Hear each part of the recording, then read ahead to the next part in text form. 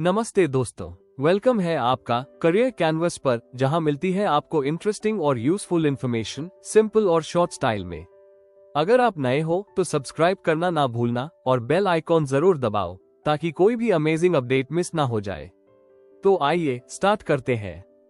प्रिय विद्यार्थियों, जब हम अपने चारों ओर देखते हैं तो हमें असंख्य वस्तुएं दिखाई देती हैं, जैसे हवा, पानी, भोजन, पेड़ पौधे, जानवर, पत्थर, पहाड़, बादल, तारे और यहाँ तक कि रेत का एक छोटा सा कण भी। ये सभी चीजें मैटर कहलाती हैं, क्योंकि मैटर की परिभाषा यही है कि जो वस्तु मास रखती है और स्पेस घेरती है वो मैटर होती है। इसका अर्थ ये हुआ कि जो भी चीज वजन रखती है और जगह घेरती है, चाहे वो दिखाई दे या ना दे, वो मैटर ही है। उदाहरण के लिए हवा हमें दिखाई नहीं देती, लेकिन उसका वजन होता है और वह स्थान घेरती है, इसलिए हवा भी मैटर है। इसी प्रकार खुशबू दिखाई नहीं देती, पर वह भी हवा में घुलकर स्थान घेरती है, इसलिए वह भी मैटर का ही रूप है। प्राचीन काल से ही मनुष्य ये जानने की कोशिश करता आया है कि यह सारा संसार आखिर किससे बना है। हमारे भारतीय ऋषि मुनियों ने बहुत पहले ही यह बताया था कि पूरा ब्रह्मांड 5 मूल तत्वों से बना है, जिन्हें 5 तत्व कहा जाता है: एयर, अर्थ, फायर, वाटर और स्काई। उनका मानना था कि इन्हीं 5 तत्वों के विभिन्न रूपों से सारी वस्तुएं बनी हैं। यह विचार आज भी हमें प्रकृति की गहराई से समझ प्रदान करता है, परंतु आधुनिक विज्ञान इस विषय को और अधिक विस्तार से प्रयोगों और निरीक्षणों द्वारा समझाता है। आधुनिक वैज्ञानिक बताते हैं कि मैटर को हम उसकी फिजिकल प्रॉपर्टीज और केमिकल नेचर के आधार पर समझते हैं। अर्थात हम ये देखते हैं कि कोई पदार्थ कैसा दिखता है, उसका रंग, आकार, घनत्व, ताप पर उसका व्यवहार, और वो दूसरे पदार्थों के साथ मिलकर कैसे बदलता है। यह अध्याय हमें यही सिखाता है कि यह संसार केवल दिखाई देने वाली चीजों से ही नहीं, बल्कि उन सूक्ष्म कणों से बना है जिन्हें हम अपनी आंखों से नहीं देख सकते, पर वे हर वस्तु के भीतर मौजूद हैं। इस अध्याय को पढ़कर हम समझेंगे कि हर वस्तु, चाहे वह जीवित हो या निर्जीव, ठोस हो, द्रव हो या गैस, सभी मैटर के ही विभिन्न रूप हैं। ये ज्ञान हमें प्रकृति को समझने, विज्ञान को जानने और संसार को देखने का एक नया दृष्टिकोण देता है। प्रिय विद्यार्थियों, अब हम फिजिकल नेचर ऑफ मैटर को बहुत ध्यान से समझते हैं, क्योंकि यही विषय हमें ये सिखाता है कि पदार्थ वास्तव में किस प्रकार बना होता है और उसका स्वभाव कैसा होता है। सबसे पहले हमें ये समझना होगा कि मैटर कंटिन्यूअस नहीं होता, बल्कि वो असंख्य अत्यंत छोटे छोटे पार्टिकल्स से मिलकर बना होता है, जिन्हें हम अपनी आंखों से नहीं देख सकते, परंतु वे हर पदार्थ के भीतर मौजूद होते हैं। जब हम एक गिलास पानी में थोड़ा सा नमक या चीनी डालते हैं और उसे अच्छी तरह घोलते हैं, तो कुछ समय बाद हमें नमक या चीनी दिखाई नहीं देती, लेकिन पानी का स्वाद पूरी तरह बदल जाता है, जिससे ये सिद्ध होता है कि नमक या चीनी के पार्टिकल्स पानी के पार्टिकल्स के बीच की खाली जगहों में फैल चुके हैं। इसका अर्थ यह है कि पदार्थ के पार्टिकल्स के बीच खाली स्थान होता है, जिसे हम इंटर पार्टिकल स्पेस कहते हैं, और यही खाली स्थान पदार्थ को संकुचित होने, फैलने और रूप बदलने की क्षमता देता है। ये प्रयोग हमें ये भी सिखाता है कि जो पदार्थ देखने में ठोस प्रतीत होता है, उसके भीतर भी सूक्ष्म रिक्त स्थान मौजूद होते हैं। अब हम ये प्रश्न करते हैं कि ये पार्टिकल्स वास्तव में कितने छोटे होते हैं। इसका उत्तर हमें पोटेशियम परमैंगनेट के प्रयोग से मिलता है, जिसमें हम इसके कुछ छोटे से क्रिस्टल्स पानी में डालते हैं तो पूरा पानी गुलाबी रंग में बदल जाता है, और फिर उस घोल से थोड़ी मात्रा लेकर दूसरे गिलास में पानी मिलाते हैं, तब भी पानी रंगीन दिखाई देता है। इस प्रकार जब हम ये प्रक्रिया बार बार दोहराते हैं, जिसे डाइल्यूशन कहते हैं, तब भी रंग बना रहता है, जिससे ये प्रमाणित होता है कि एक छोटे से क्रिस्टल में भी लाखों करोड़ों सूक्ष्म पार्टिकल्स मौजूद होते हैं।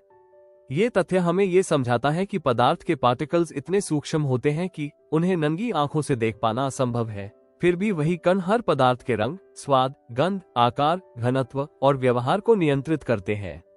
यही कारण है कि जब हम किसी पदार्थ को गर्म करते हैं, ठंडा करते हैं, दबाते हैं या तोड़ते हैं, तो उसका प्रभाव इन पार्टिकल्स के व्यवहार पर पड़ता है।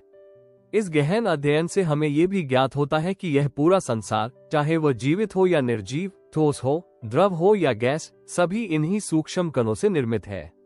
अतः हम यह निष्कर्ष निकालते हैं कि पदार्थ की वास्तविक प्रकृति इन्हीं अदृश्य कणों में छिपी है, और इन्हीं कणों को समझकर ही हम विज्ञान के रहस्यों को समझ सकते हैं। अब हम पदार्थ के सबसे महत्वपूर्ण गुणों को समझते हैं, जिन्हें characteristics of particles of matter कहा जाता है, और यही गुण हमें ये बताते हैं कि पदार्थ भीतर से कैसा व्यवहार करता है। सबसे पहला गुण ये है कि पार्टिकल्स के बीच स्पेस होता है, अर्थात हर पदार्थ के कण आपस में जुड़े होने के बावजूद उनके बीच खाली स्थान मौजूद रहता है। जब हम एक गिलास पानी में चीनी या नमक डालते हैं और उसे घोलते हैं तो कुछ समय बाद चीनी या नमक दिखाई नहीं देते, परंतु पानी मीठा या नमकीन हो जाता है, जिससे ये सिद्ध होता है कि चीनी या नमक के पार्टिकल्स पानी के पार्टिकल्स के बीच की खाली जगहों में प्रवेश कर चुके हैं। ये प्रयोग हमें ये सिखाता है कि पदार्थ कभी पूरी तरह भरा हुआ नहीं होता, बल्कि उसके भीतर सूक्ष्म खाली स्थान मौजूद होते हैं और यही खाली स्थान पदार्थ को दबाने, फैलाने और घुलने की क्षमता देता है।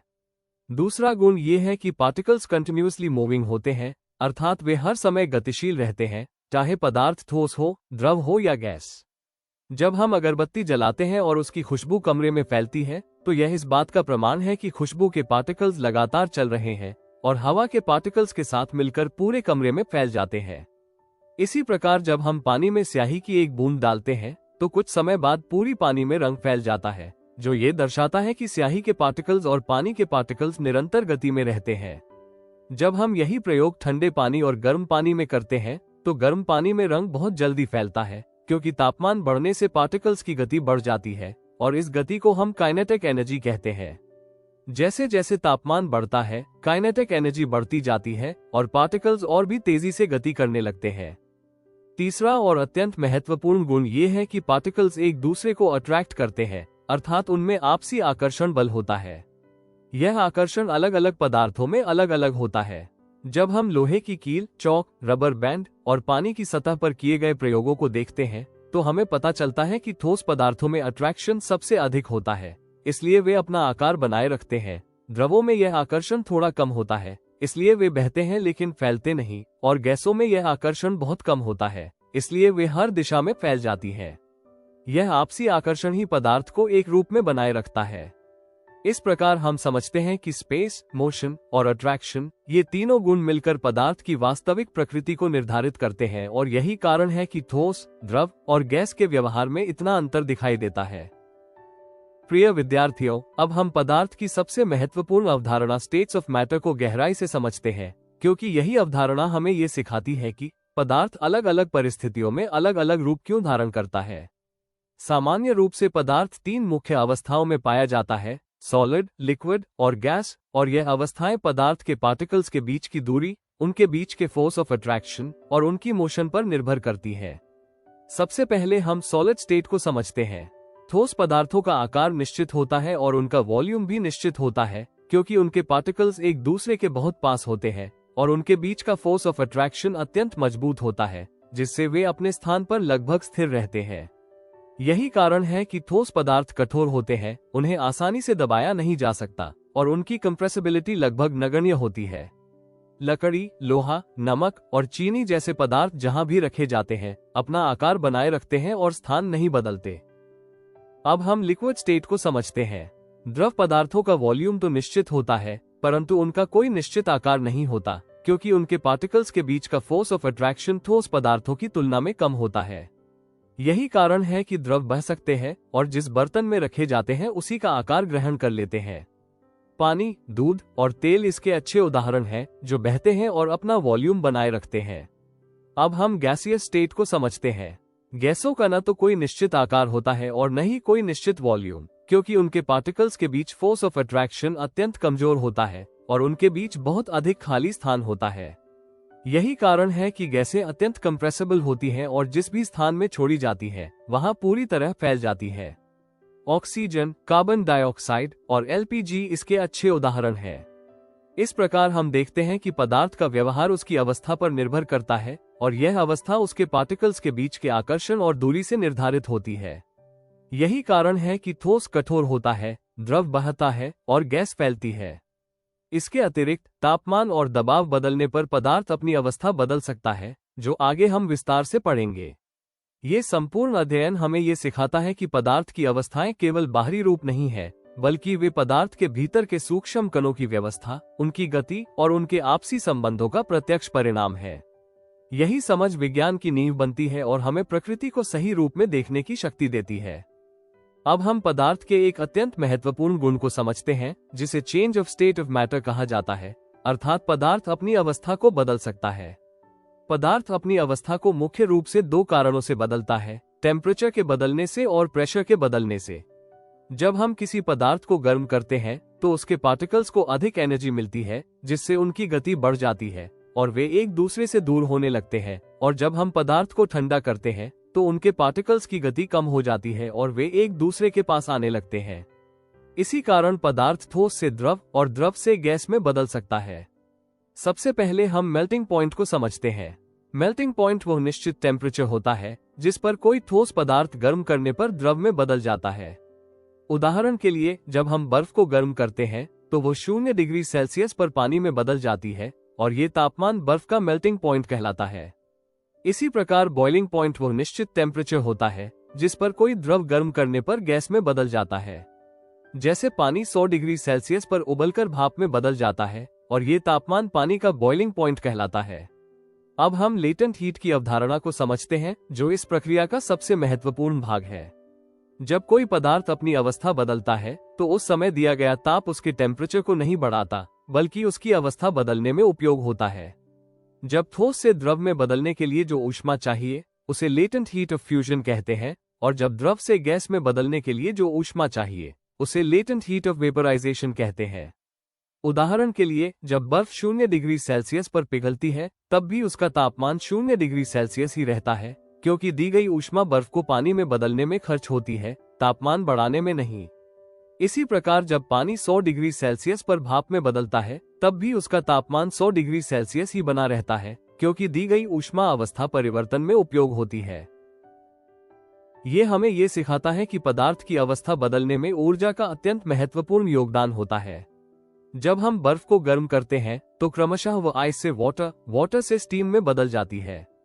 ये परिवर्तन हमें स्पष्ट रूप से ये दिखाता है कि एक ही पदार्थ अलग अलग अवस्थाओं में अलग अलग गुण दिखाता है। अब हम एक विशेष परिवर्तन को समझते हैं जिसे सब्लिमेशन कहा जाता है। कुछ पदार्थ ऐसे होते हैं जो ठोस अवस्था से सीधे गैस अवस्था में बदल जाते हैं बिना द्रव बने। इस प्रक्रिया को सब्लिमेशन कहते हैं। कपूर और ड्राई आइस इसके प्रसिद्ध उदाहरण है। जब हम कपूर को खुली जगह पर रखते हैं तो वह धीरे धीरे गायब हो जाता है, क्योंकि वो सीधे गैस में बदल जाता है। ये गुण हमें ये सिखाता है कि सभी पदार्थ एक ही नियम से व्यवहार नहीं करते, बल्कि उनकी प्रकृति के अनुसार उनके परिवर्तन की प्रक्रिया अलग अलग हो सकती है। इस प्रकार हम समझते हैं कि पदार्थ की अवस्थाएं स्थायी नहीं होती, बल्कि वे टेम्परेचर और प्रेशर के अनुसार बदलती रहती है, और यही परिवर्तन पदार्थ को विज्ञान का एक अद्भुत विषय बनाता है। अब हम पदार्थ के एक अत्यंत महत्वपूर्ण और रोचक गुण को समझते हैं जिसे इवेपोरेशन कहा जाता है। इवेपोरेशन वो प्रक्रिया है जिसमें कोई द्रव अपने बॉइलिंग पॉइंट से कम टेम्परेचर पर भी धीरे धीरे वेपर में बदल जाता है। ये प्रक्रिया हमारे दैनिक जीवन में हर समय घटित होती रहती है, चाहे हमें उसका एहसास हो या नहीं। जब हम धूप में कपड़े सुखाते हैं और कुछ समय बाद वे सूख जाते हैं तो वास्तव में पानी का इवेपोरेशन हो रहा होता है। ये प्रक्रिया 4 मुख्य कारकों पर निर्भर करती है: सरफेस एरिया, टेम्परेचर, ह्यूमिडिटी और विंड स्पीड। जब किसी द्रव का सरफेस एरिया अधिक होता है तब अधिक पार्टिकल्स हवा के संपर्क में आते हैं और अधिक तेजी से इवेपोरेशन होता है। इसी कारण गीले कपड़े फैलाकर सुखाने से वे जल्दी सूखते हैं। जब टेम्परेचर बढ़ता है तो द्रव के पार्टिकल्स को अधिक एनर्जी मिलती है, जिससे वे तेजी से गति करते हैं और आसानी से द्रव को छोड़कर वेपर में बदल जाते हैं। ह्यूमिडिटी भी इस प्रक्रिया को प्रभावित करती है। जब हवा में पहले से ही बहुत अधिक जलवाष्प होती है तब इवेपोरेशन की गति कम हो जाती है, क्योंकि हवा और अधिक वेपर को अपने भीतर नहीं समा पाती। इसके विपरीत जब हवा शुष्क होती है तब इवेपोरेशन तेजी से होता है। विंड स्पीड बढ़ने से भी इवेपोरेशन तेज होता है, क्योंकि चलती हवा द्रव के ऊपर बनी वेपर की परत को हटा देती है और नए पार्टिकल्स को बाहर निकलने का अवसर देती है। अब हम कूलिंग इफेक्ट को समझते हैं। जब इवेपोरेशन होता है तब द्रव के सबसे अधिक एनर्जी वाले पार्टिकल्स बाहर निकल जाते हैं और शेष द्रव के पार्टिकल्स की औसत एनर्जी कम हो जाती है, जिससे द्रव का टेम्परेचर गिर जाता है। इसी कारण हमें ठंडक का अनुभव होता है। जब हमारे शरीर से पसीना निकलता है और उसका इवेपोरेशन होता है तब हमारा शरीर ठंडा हो जाता है। इसी प्रकार जब हम छत पर पानी छिड़कते हैं तो इवेपोरेशन के कारण घर के भीतर ठंडक महसूस होती है। ये पूरी प्रक्रिया हमें ये सिखाती है कि इवेपोरेशन केवल एक वैज्ञानिक प्रक्रिया नहीं है, बल्कि यह प्रकृति का एक अद्भुत नियम है जो जीवन को संतुलित और सहज बनाता है। प्रिय विद्यार्थियों, अब हम इस पूरे अध्याय मैटर इन आवर सराउंडिंग्स का अंतिम निष्कर्ष बहुत ध्यान से समझते हैं, क्योंकि यही वह भाग है जो हमें इस पूरे विषय का सार देता है। ये पूरा ब्रह्मांड, जिसमें आकाश, पृथ्वी, जल, वायु, पेड़ पौधे, जीव जंतु, तारे, ग्रह और हमारा स्वयं का शरीर भी शामिल है, सब कुछ मैटर से ही बना है। हमने ये गहराई से जाना कि मैटर अत्यंत सूक्ष्म पार्टिकल्स से मिलकर बना होता है, जिनके बीच स्पेस होता है, जो हर समय निरंतर गति में रहते हैं और एक दूसरे को अट्रैक्ट करते हैं।